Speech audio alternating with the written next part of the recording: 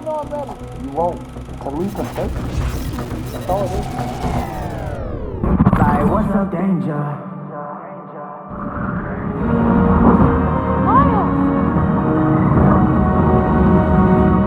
Generally speaking, it's very difficult to make a good sequel. What we often see in second installments in franchises is that they're bigger, but not necessarily better, taking what worked in the first film and then just blowing up the budget. So what we're going to be doing for this episode is, rather than looking at one film by itself, we're going to be taking a look at both Spider-Verse movies and analyze how a sequel can take ideas that were introduced in the first film and expand upon them to further develop the storyline and give more depth to the characters.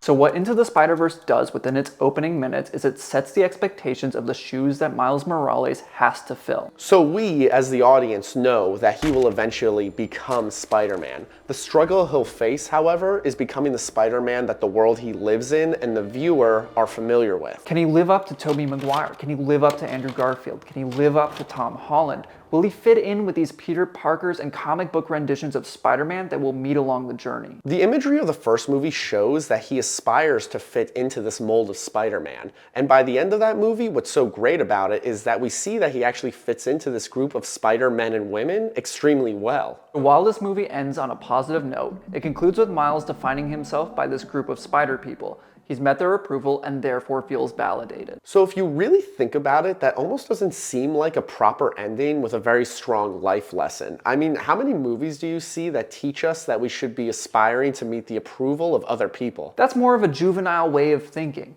And if you've noticed, Miles is a bit more of a juvenile in the first film. So when we cut to the second film, we see that Miles thinks of himself as more of an adult. I am 15 years old. I am basically an adult. Oh, right. Also, in the introduction to Across the Spiderverse, the opening sequence is set to a soundtrack that conveys a much heavier adult tone.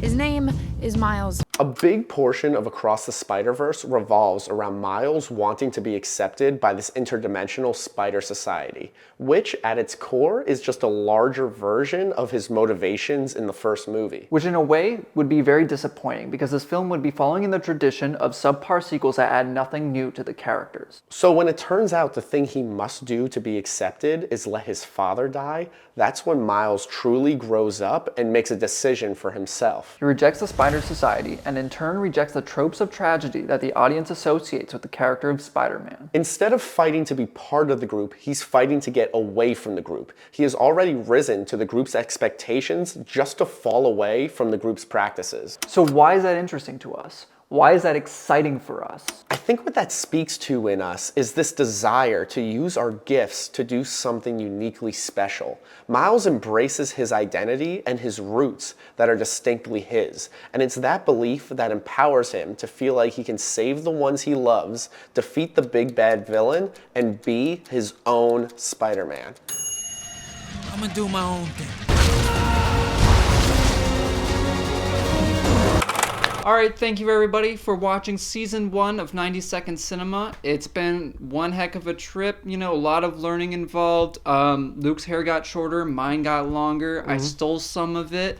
Very transformative. Yeah. He stole a lot of my property as well. I'm taking him to court. It's a big whole issue. It's a big thing. We go to court next week. It's great. Yes, it's going to be fantastic. It's going to be a fun journey. Maybe we'll videotape it. But please like and subscribe, and we hope you enjoyed this. If you can go back, watch all the videos, watch our progression of how we learn to make these things in the first place. So that's going to be fun to track. In the meantime, we're going to be releasing some other content and making some other content that's a little bit different from movie analysis. So yeah, and we will release the Into the Spider-Verse wrap-up discussion very soon. So it's going to be a little bit of a longer breakdown, so we can have just a little bit more of a dialogue about it back and forth. And like and subscribe. Like and subscribe. See you in season 2. See you in season 2. All right. Thank you so much. Bye-bye.